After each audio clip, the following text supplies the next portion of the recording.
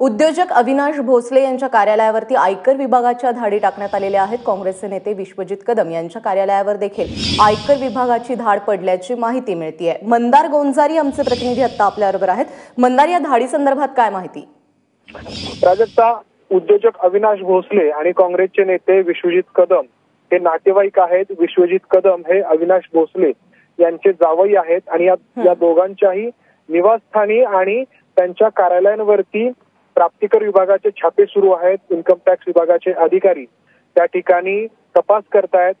अविनाश भोसले यांचं पुण्यातील range hill भागातील जे कार्यालय आहे, जे ABIL या नावाने ओळखलं जातं, त्या ठिकाणी इन्कम टॅक्स विभागाचे मोठ्या प्रमाणात अधिकारी आहेत।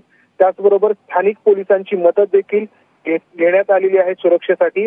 आणि या कार्यालयामध्ये बरेच कर्मचारी काम करतात, जवळपास 50 ते 60 कर्मचारी काम करतात।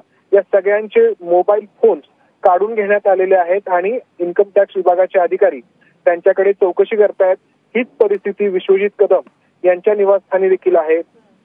अविनाश भोसले याच्या आधी देखील अनेक वेळा वादग्रस्त ठरलेले आहेत।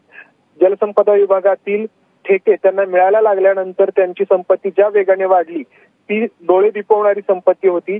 अनेक वेळा ते अशा प्रकारे चर्चेत आलेले आहेत आणि आता इन्कम टॅक्स विभागाकडून हे जे छापे पडलेले आहेत ते एका अन्य कंपनी सोबत अविनाश भोसले यांच्या कंपनीला जे काही काम मिळालं होतं त्याच्याशी संलग्न जे काही काम होतं त्या संबंधित हे इन्कम टॅक्स विभागाचे छापे आहेत अशी माहिती समोर येते। मंदार, तुर्तास धन्यवाद या सगळ्या माहितीबद्दल।